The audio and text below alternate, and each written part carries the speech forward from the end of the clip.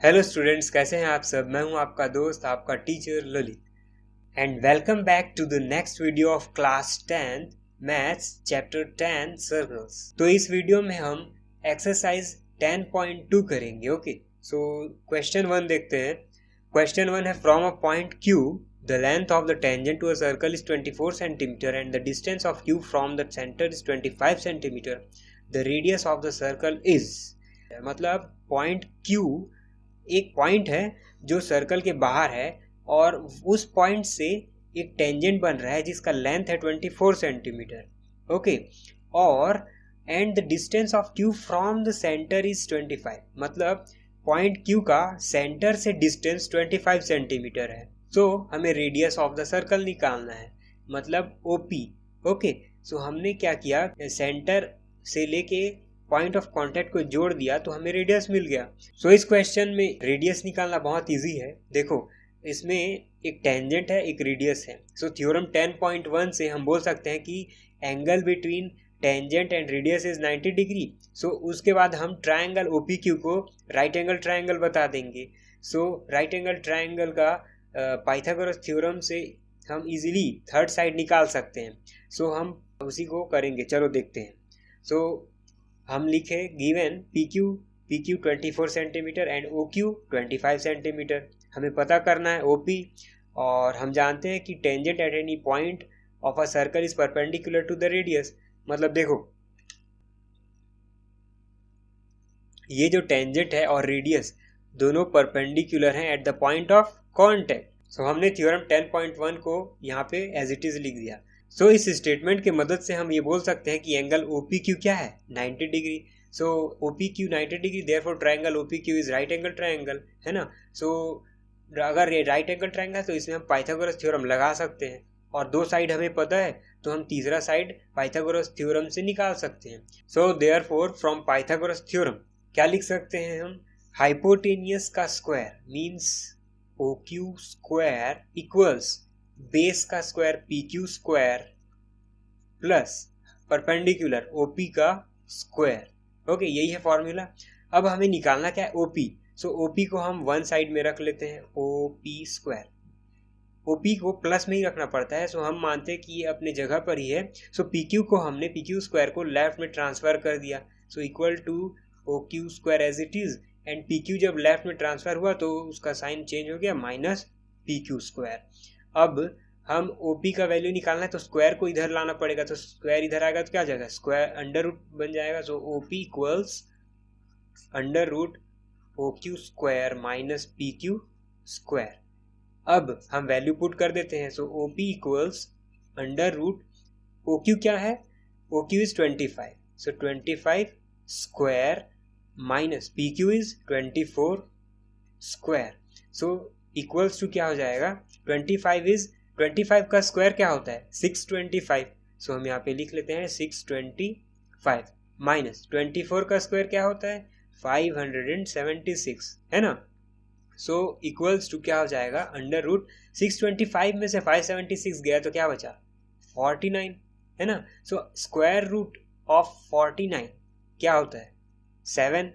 Okay, सो OP का value हमें मिल गया, OP radius is 7 centimetre. So option में देखते हैं कौन सा ऑप्शन है, ऑप्शन ए इज 7 सेंटीमीटर। तो हम यहाँ पे लिख देंगे therefore option A is correct. So अब नेक्स्ट क्वेश्चन देखते हैं। सो फ्रेंड्स, क्वेश्चन 2 है, in figure 10.11 if TP and TQ are two tangents to a circle with centre O so that angle POQ equals to 110 degree, then angle PTQ is equals to. So question में दो tangents दिया गया TP and TQ with the same point T, है ना। एक point है जिससे circle पर टेंजेंट ड्रॉ किया गया। अब सर्कल है एक विद सेंटर O और एंगल POQ। देखो, टेंजेंट का point of contact P, okay, और Q दोनों को सेंटर से ज्वाइन कर दिया गया। सो एक एंगल फॉर्म हो रहा है 110 डिग्री। सो इसे हमें गिवन है और हमें फाइंड आउट करना है एंगल बिटवीन द टेंजेंट्स। सो दोनों टेंजेंट के बीच का एंगल, ये रेड कलर का, हमें फाइंड आउट करना है। सो एंगल PTQ फाइंड करना है। सो हम देखते हैं सॉल्व कैसे करेंगे। तो सबसे पहले हम क्या करेंगे कि इसको टेंजेंट और रेडियस को हम थ्योरम 10.1 से परपेंडिकुलर बता देंगे। सो परपेंडिकुलर जब हम बता देंगे तो ये एंगल क्या हो जाएगा 90 डिग्री, और ये एंगल भी टेंजेंट और रेडियस के बीच का एंगल 90 डिग्री हो जाएगा। सो हमें अब ये स्टेटमेंट बताने के बाद ये 3 एंगल हमें मिल जाएगा। देखो ये क्वाड्रिलेटरल POQT, इस क्वाड्रिलेटरल को हम कंसीडर करेंगे। सो इसमें हमें 3 एंगल मिल जाएगा। सो हम क्या करेंगे, थर्ड एंगल आसानी से निकाल लेंगे, बिकॉज चारों का सम हमें पता है कि चारों का सम 360 डिग्री होता है। सो हम इजीली निकाल लेंगे। सो देखो हमने गिवन लिख दिया TP TQ are two tangents, angle POQ is 110 degree, और थ्योरम 10.1 से आप थ्योरम 10.1 को एज इट इज लिख देना। फिर हम उससे हम बोल सकते हैं कि एंगल OPT है ना, angle OPT is equals to angle OQT। क्यों? क्योंकि दोनों के दोनों क्या है 90 डिग्री है। सो हमने 90 डिग्री लिख दिया। अब देखो, अब हमने इसको क्वाड्रिलेटरल कंसीडर कर लिया OQTP, क्योंकि क्वाड्रिलेटरल के 4 साइड्स होते हैं, तो इसमें भी 4 साइड्स हैं और ये क्लोज्ड एक शेप बन रहा है। सो ये एक क्वाड्रिलेटरल है, तो हमने क्वाड्रिलेटरल कंसीडर किया। और एंगल सम प्रॉपर्टी होता है इसका, क्या होता है कि चारों एंगल का सम क्या होता है 360 डिग्री, तो हम चारों को जोड़ देंगे। So angle OPT plus angle OQT plus angle POQ plus angle angle PTQ, जो हमें फाइंड आउट करना है, एंगल PTQ, चारों का सम 360 डिग्री। अब हमें पता क्या क्या है, ये तीनों value, OPT is 90 degree plus OQT, यहाँ पे डिग्री लिखना जरूरी नहीं है, आप ओनली नंबर लिखेंगे तो भी चलेगा। So 90 plus OQT is 90 plus angle POQ 110 degree और प्लस एंगल PTQ हमें निकालना है equals to 360 degree. Okay, degree नहीं लिखना है। ओके, उसके बाद इन तीनों को जोड़ेंगे तो क्या मिलेगा, 90 प्लस 90 180 प्लस 110 क्या हो जाएगा 110 प्लस 180 290। सो ये हो जाएगा 290 plus angle PTQ equals to 360 degree. Okay, degree बार बार लिखा जा रहा है। अब देखो 290 को मैं राइट हैंड साइड में ट्रांसफर कर दूंगा, तो हमें एंगल PTQ मिल गया। Angle PTQ equals to 360 minus 290, तो 360 माइनस 290 क्या होता है 70। अब देखते हैं एंगल PTQ हमें मिल गया ना। अब ऑप्शन में है क्या, हाँ ऑप्शन बी 70। सो हमें मिल गया, therefore option B is correct. Okay, so simple था, कोई कठिन क्वेश्चन नहीं था। क्वेश्चन 3 देखते हैं। क्वेश्चन 3 है, if tangents PA and PB from a point P to a circle with centre O are inclined to each other at angle of 80 degree, then angle POA। Angle POA निकालना है। यहाँ पर दो tangents दिए गए हैं PA and PB, और angle between दोनों टेंजेंट्स दिया गया है 80 डिग्री। ओके, 80 डिग्री दिया गया है 80। ओके, और हमें एंगल देखो POA एंगल निकालना है, मतलब यहाँ पर एक लाइन बनेगा PO और फिर उस वहाँ पर एक एंगल बनेगा POA। सो उस एंगल को हमें निकालना है। सो देखते हैं। सो देखो हमने ज्वाइन कर दिया PO को एक लाइन से। अब हम इस एंगल को निकाल लेंगे। कैसे निकालेंगे ये देखते हैं। सो देखो यहाँ पर जब हमने लाइन ज्वाइन किया तो ये जो शेप था AOBP, ये शेप दो ट्रायंगल में बढ़ गया है ना। अब हम क्या करेंगे, हमें ये एंगल पता है 80 डिग्री है। सो अगर हम दोनों ट्रायंगल को कॉन्ग्रुएंट बता देंगे तो हमें ये दोनों एंगल 80 का हाफ मिलेगा, मतलब 80 का हाफ क्या आ जाएगा 40 हो जाएगा है ना। सो ये एंगल मिल जाएगा, और ये एंगल हमें थ्योरम 10.1 से 90 डिग्री मिल जाएगा। क्यों? क्योंकि angle between tangent and radius is 90 degree perpendicular to each other. Okay, पर tangent and radius are perpendicular to each other. So हमें ये 90 डिग्री मिल जाएगा। और जब हमें ये दो एंगल मिल गए ट्रायंगल के, ट्रायंगल OPA OPA में हमें 2 एंगल मिल गए, तो एंगल सम प्रॉपर्टी से हम थर्ड साइड निकाल लेंगे, क्योंकि तीनों एंगल का सम क्या होता है ट्राइंगल में 180 डिग्री, तो हम उसी से आसानी से निकाल लेंगे। तो इसी को देखते हैं। हमने लिखा given 2 tangents P and PB, angle APB equals to 80 degree, angle APB 80 degree दिया था। ओके, हमने ज्वाइन किया OP को और हमने कंसीडर किया 2 triangle.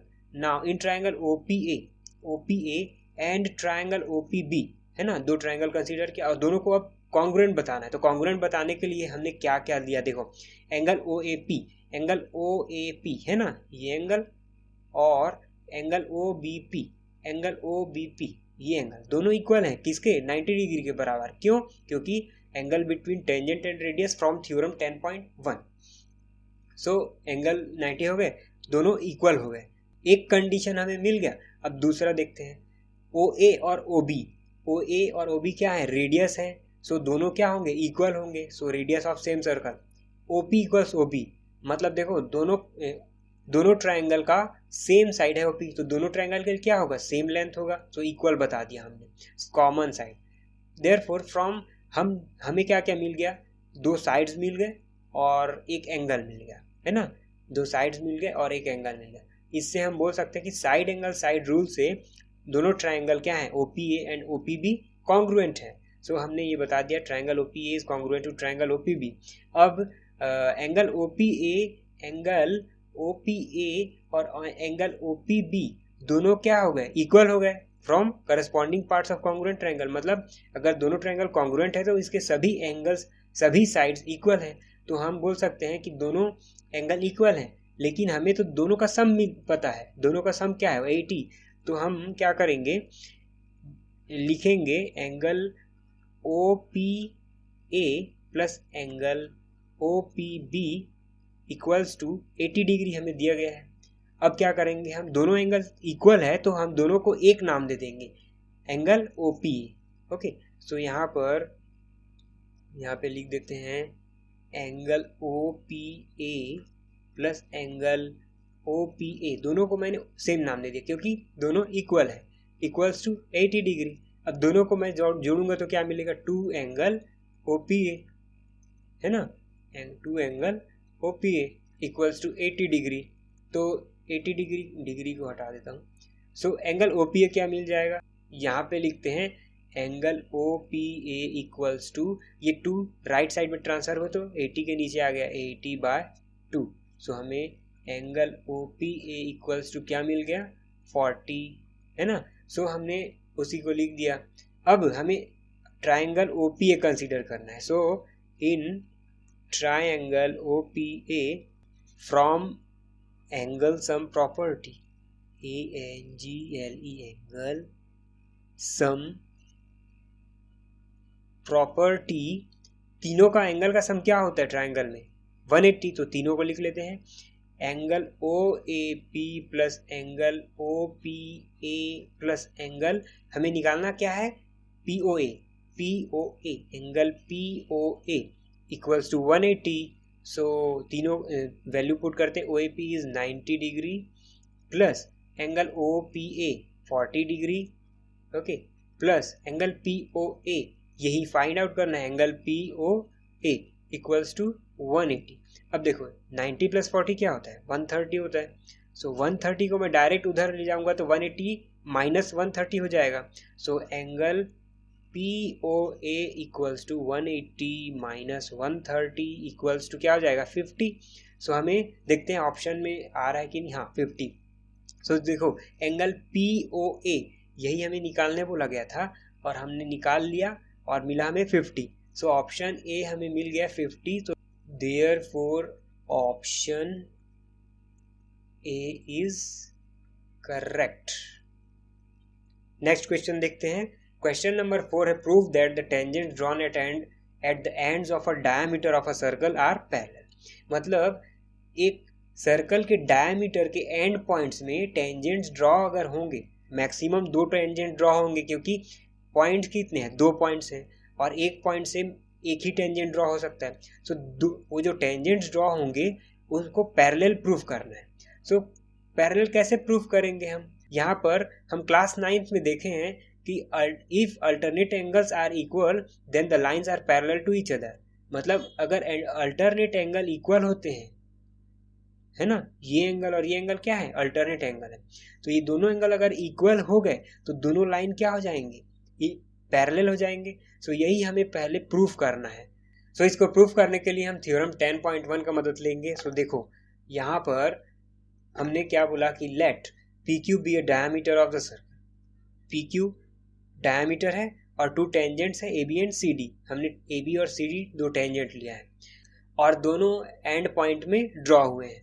Okay, now from theorem 10.1 as it is लिख दिया मैंने, और थ्योरम 10.1 से हम क्या बोल सकते हैं कि radius is perpendicular to the tangent, मतलब परपेंडिकुलर का मतलब 90 degree, radius is 90 degree. Radius क्या है, डायमीटर को टू पार्ट्स में डिवाइड करेंगे तो रेडियस हो जाता है। ओके, क्योंकि diameter is 2 times of radius. So अगर ये लाइन परपेंडिकुलर है मतलब सभी एंगल्स 90 डिग्री होंगे। सो हम लिख सकते हैं कि angle O Q C equals to 90 degree, angle O Q D equals to 90 degree, है ना, एंगल ओ क्यू डी ये वाला, angle O P A equals to 90 degree, angle O P B equals to 90 degree. सभी angles 90 degree हो गए, मतलब सभी angles बराबर हो गए, सभी एंगल्स एक दूसरे से बराबर है। तो हम अल्टरनेट एंगल को ले लेंगे। अल्टरनेट एंगल कौन कौन सा, एंगल ओ क्यू सी और एंगल ओ पी बी, दोनों एंगल अल्टरनेट है और दोनों सभी इक्वल है, मतलब दोनों ये भी इक्वल होंगे, तो हमने लिख दिया एंगल ओ क्यू सी और एंगल ओ पी बी, है ना, तो दोनों अल्टरनेट एंगल है और इक्वल है। So since alternate angles are equal, therefore हम बोल सकते हैं कि line A B is parallel to line C D. Okay, alternate angle equal है तो दोनों लाइन पैरेलल होंगे ही होंगे। सो ये क्वेश्चन 4 था, कोई कठिन नहीं था, बहुत इजी क्वेश्चन है। क्वेश्चन 5 देखते हैं। सो क्वेश्चन 5 में prove that the perpendicular at the point of contact to the tangent to a circle passes through the centre. Okay, so question में बोल रहा है कि एक लाइन है टेंजेंट, अभी आप केवल सर्कल और टेंजेंट को फोकस करो। ओके, सो सर्कल और टेंजेंट है और सर्कल टेंजेंट एक पॉइंट ऑफ कांटेक्ट में इंटरसेक्ट करते हैं, हमें मालूम है। ओके, सो यहाँ पर पॉइंट ऑफ कांटेक्ट को मैं P बोल देता हूँ। ओके, सो हमें प्रूफ क्या करने बोला है कि एक लाइन है जो अगर इस पॉइंट से परपेंडिकुलर ड्रॉ होता है तो प्रूफ करो कि वो सेंटर से गुजर रहा है। मतलब अगर एक लाइन को परपेंडिकुलर ड्रॉ करें eight the point of contact तो वो लाइन सेंटर से गुजर रहा है, ये हमें प्रूफ करना है। इसका मतलब क्वेश्चन जो पूछ रहा है उसको ये पता नहीं है कि अगर लाइन परपेंडिकुलर ड्रॉ होता है तो वो सेंटर से गुजर रहा है, मतलब हमें ये प्रूफ करके दिखाना होगा कि ये लाइन अगर परपेंडिकुलर है तो ये सेंटर से भी गुजर रहा है, ये हमें प्रूफ करना है। तो हम पहले क्या करेंगे, एक एजम्पशन लेंगे कि चलो मानते हैं कि ये लाइन सेंटर से ना हो किसी और पॉइंट से गुजर रहा है लेकिन परपेंडिकुलर है, ये कंडीशन हमें रखना है। तो यहाँ देखो हमने दो लाइन ड्रॉ कर ली, इसमें एक लाइन जो है ओ डैश पी, उसको हमने कंसीडर कर लिया कि वो लाइन परपेंडिकुलर तो है लाइन से, हमने ड्रॉ किया परपेंडिकुलर, बट अभी वो लाइन सेंटर से ना होकर किसी और पॉइंट पर गुजर रहा है। ओके, ये हमें कंसीडर करना है। उसके बाद फिर हम एक लाइन लेंगे जो सेंटर से होकर गुजर रहा है, रेडियस। ओके, सिंस थ्योरम 10.1 से हम बोल सकते हैं कि रेडियस और टेंजेंट के बीच 90 डिग्री बनता है। Okay, 90 degree. सो रेडियस वाला जो लाइन है वो तो परपेंडिकुलर होगा ही, लेकिन जब ये लाइन भी परपेंडिकुलर है तो ये पॉसिबल नहीं हो सकता कि ये दोनों अलग हों, है ना, दोनों लाइन एक जगह होंगे तभी तो 90 डिग्री दोनों का होगा। सो हम इसी को लिखे हैं, हमने पहले लिखा कि let us consider a circle with centre O, let A B be a tangent. Okay, हमने सर्कल कंसीडर किया, ए बी टेंजेंट, और हमें प्रूफ करना है कि line perpendicular to A B, मतलब ए बी से परपेंडिकुलर हो और वो पी पॉइंट से पास हो रहा हो तो वो सेंटर से गुजर रहा है, ये हमें बताना है।